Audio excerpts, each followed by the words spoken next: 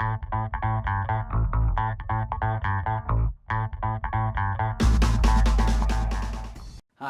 this is Bill Wood with reason number 147 of why traders lose money in the markets.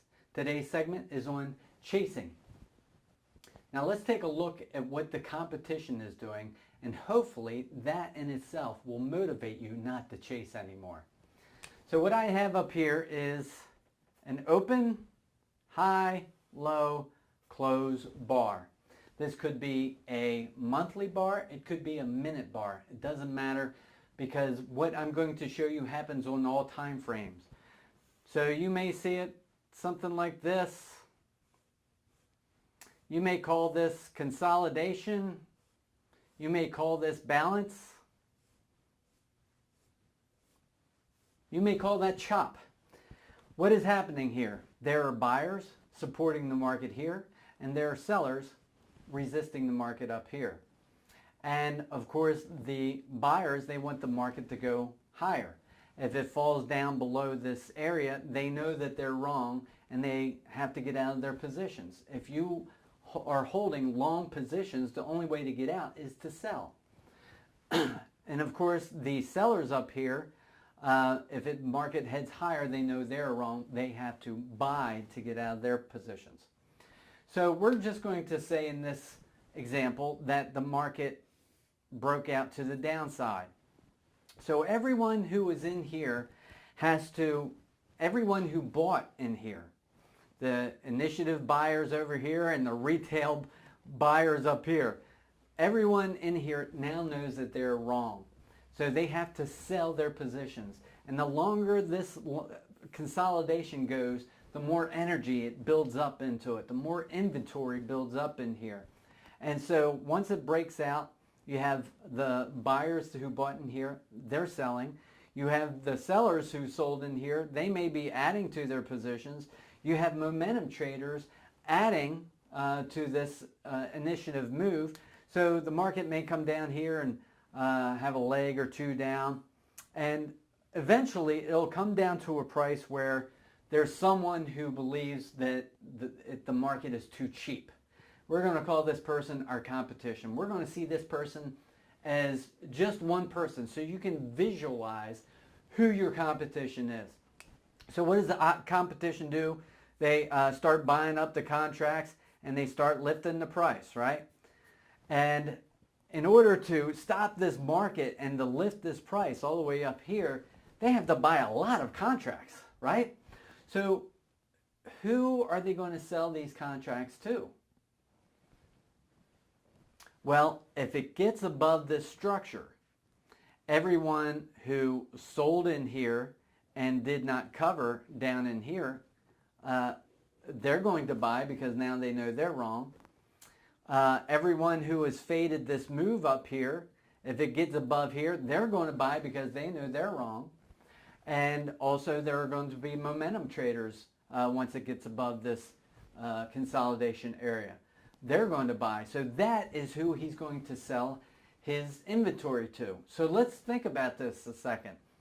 In order for him to get paid, he needs to get it above here.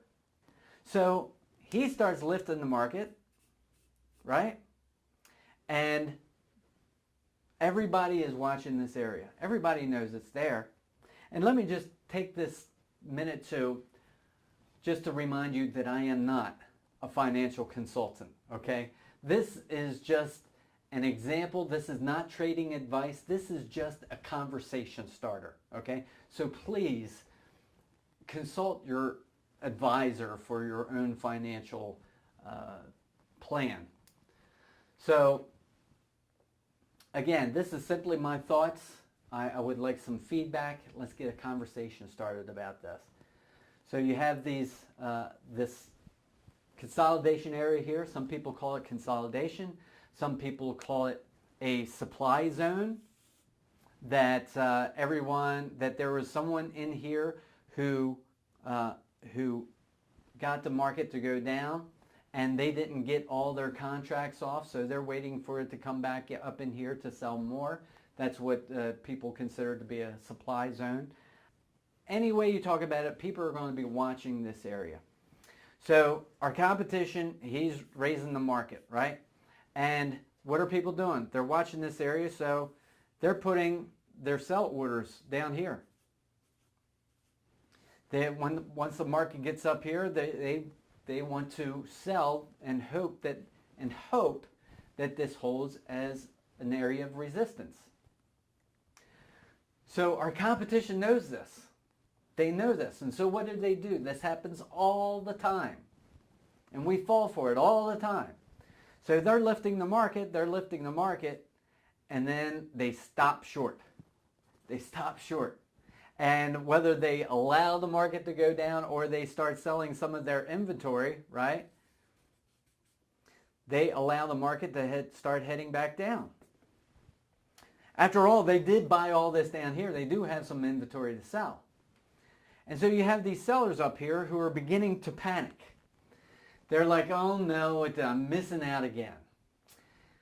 You see, we have the fear of loss and we have the fear of missing out. And they come from emotional triggers that try to protect us, and emotional triggers that try to provide opportunity for us.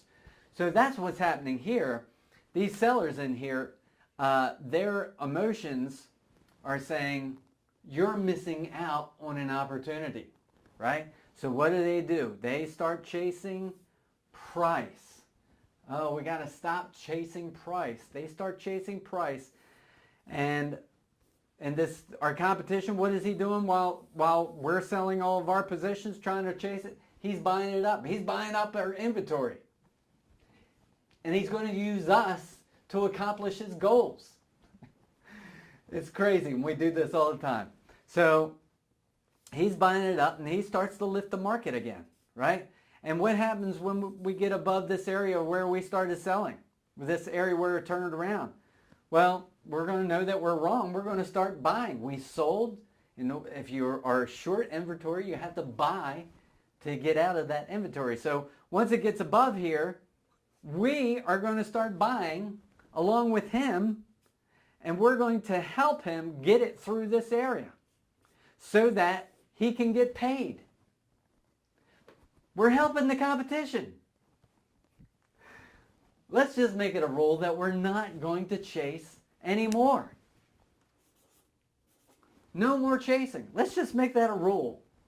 And let's say if we're going to be, trading in this area, we just wait for it to come to us. And if it misses us by one tick, it misses us by one tick. So this is happening all the time in the market. Let's just be disciplined and just make it a rule. And this is actually, I do like this setup, and the proper way to trade this setup, well, you'll have to see that in the next video. So this is Bill Wood, and if you're watching this anywhere other than my blog at Disciplined Trading Decisions, please go there now and check out some of the other resources that we have there. Thank you, and have a great week of trading.